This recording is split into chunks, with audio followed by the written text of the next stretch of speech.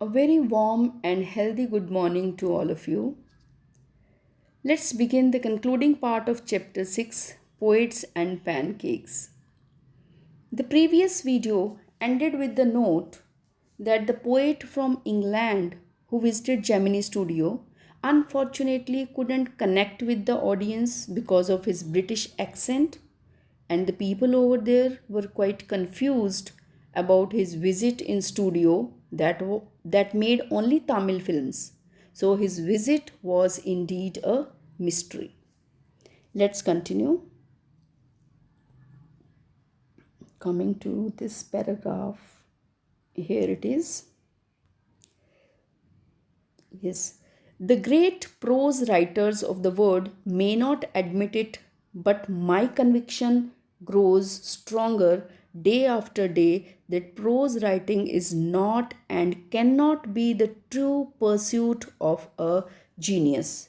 It is for the patient, persistent, persevering drudge with a heart so shrunken that nothing can break it.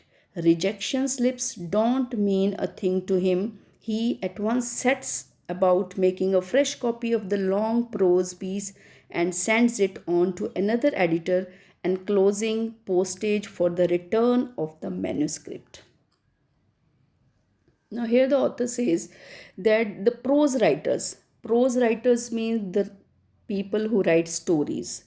So, prose writers will not admit it, will not accept it. But my belief says that this story writing is not the work of intelligent people, it is the work of people who have patience, who are persistent, who continuously do their job and never gives up. Persevering drudge, again they continuously do hard and dull work. Drudge here means hard and dull work, so they are determined to do the hard work with heart so shrunken that nothing can break it. So after doing a lot of hard work, their heart has squeezed and become solid that no one can break it. So if they get a rejection from somewhere or some person, they never get disheartened. If their if their story is not published by any editor, they are ready with a fresh copy of that piece, and then they enclose that fresh copy with the postage stamp for the return. That even if again the second editor will reject it, then they will get their original copy back. Manuscript means handwritten original copy of the story. It was for such people that the Hindu had published a tiny announcement in an insignificant corner of an unimportant page, a short story contest organized by a British periodical by the name The Encounter. Of course, The Encounter wasn't a known commodity among the Gemini literati. Now, literati means educated people who enjoys literature. Now, for such people who have a strong heart, there was an announcement in The Hindu, in this newspaper, on an unimportant page about a short story contest. And that story was to be published in British periodical. The name of that periodical, the magazine, was The Encounter, and this name of the magazine was not heard by the poets or writers of Gemini Studio. I wanted to get an idea of periodical before I spent a considerable sum in postage sending a manuscript to England.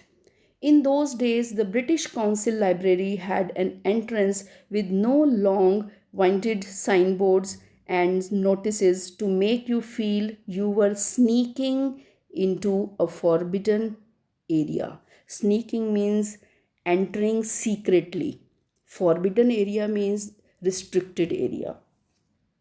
So author says that he wanted to send a copy of his writing in that magazine, The Encounter, but before spending amount on the postage, he wanted to inquire about the magazine. Therefore, he went to British Council Library, and in those days the entry was very simple. In the British Council Library, there were no signboards outside to make you feel that the entry is, you are entering into the area which is prohibited. So he entered into the library for the survey. Next, and there were copies of the encounter lying about in various degrees of freshness, almost untouched by readers. So he saw the copies of the encounter there in the library, and he opened the copy and tried to search. When I read the editor's name, I heard a bell ringing in my shrunken heart. It was the poet who had visited the Gemini studios. So, as he read the name of the editor of the encounter, name of the editor of the encounter, he heard a bell ringing in his shrunken heart. All of a sudden, the mystery was disclosed, because the poet who entered in Gemini studio, who visited Gemini studio, nobody could understand who the person was and what was his name. So at that time, that mystery was solved, that who was that person. Let's see. I felt like I had found a long lost brother, and I sang as I sealed the envelope and wrote out his address. I felt that he too would be singing the same song at the same time. Long lost brothers of Indian films discover each other by singing the same song in the first reel and in the final reel of the film. Stephen Spender, Stephen, that was his name. So he was surprised to see the name of the editor of that magazine. And who was the editor? It was Stephen Spender. And very curiously, he sealed the envelope, put his manuscript in the envelope, and wrote down the address. And he felt as if the long lost brothers of Indian films discover each other. Now, when we see in the film, have you seen double roles in the film, the hero playing the double roles? So in the beginning part of the film, when they are together, they sing a song, and by any means they are separated, and in the ending of the film again they meet and they sing the same song. In the same way, he felt like singing the song, and he thought that the person there over there would be singing the same song. So his name was Stephen Spender, the editor of the magazine The Encounter. And years later, when I was out of Gemini Studios and I had much time but not much money, anything at a reduced price attracted my attention. On the footpath in front of the Madras Mount Road post office, there was a pile of brand new books for 50 pice each. Actually, they were copies of the same book, an elegant paperback of American origin. Now, it was the time when author left the studio. The goods at discounted rate attracted him. So once on the footpath of the Madras Mount Road post office, he saw a pile of brand new books, and their cost was very cheap, just 50 pice each. Actually, they were the copies of same book. Now, what was the name of that book? We are going to read ahead. Same book was there, but so many copies were lying there on the footpath. An elegant paperback of American origin. Good paper was used, and special low priced student edition in connection with the 50th anniversary of the Russian Revolution. I paid 50 pies and picked up a copy of book The God That Failed. So which book was lying on the footpath? That was The God That Failed. This was the name of the book. And it was a student edition, that's why it was very cheap. And why it was available at low price? Because it was in the connection of the 50th anniversary of Russian's revolution. They were celebrating the golden jubilee of Russian revolution. That's why it was available. The copy of that book was available at very low price. Now, what was that book about? The God That Failed. Six eminent men of letters, in six separate essays, described their journeys into communism and their disillusioned return. Andre Gide, Richard Wright, Ignazio Silone, Arthur Koestler, Louis Fisher, and Stephen Spender.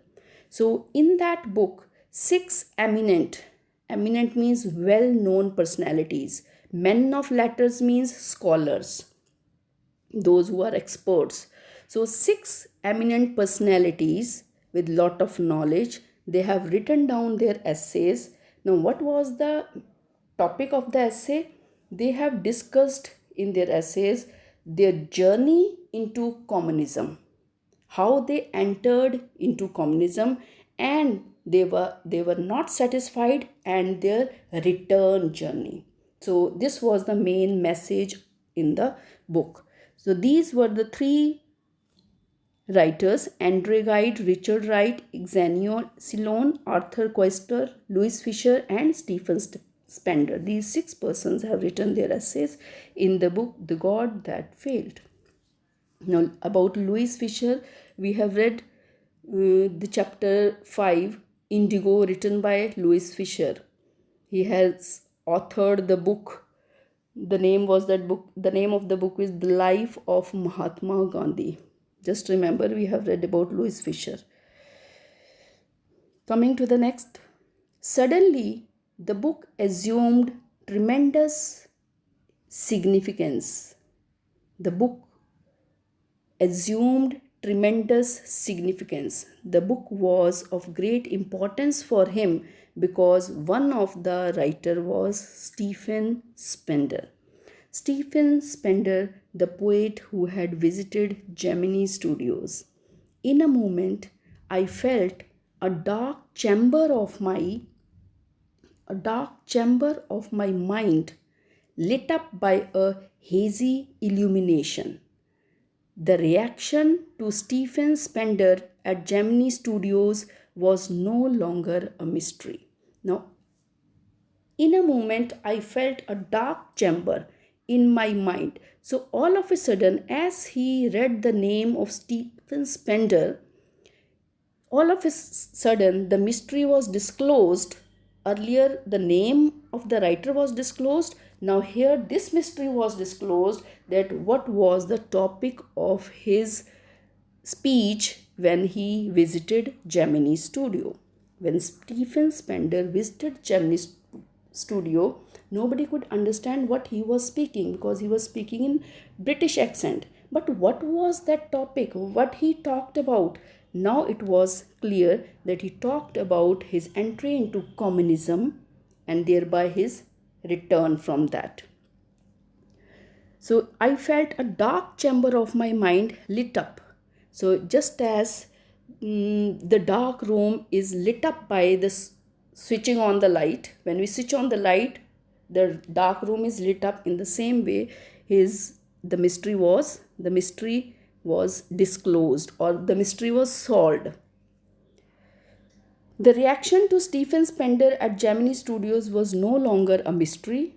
The boss of the Gemini Studios may not have much to do with Stephen Spender's poetry, but not with his God that failed.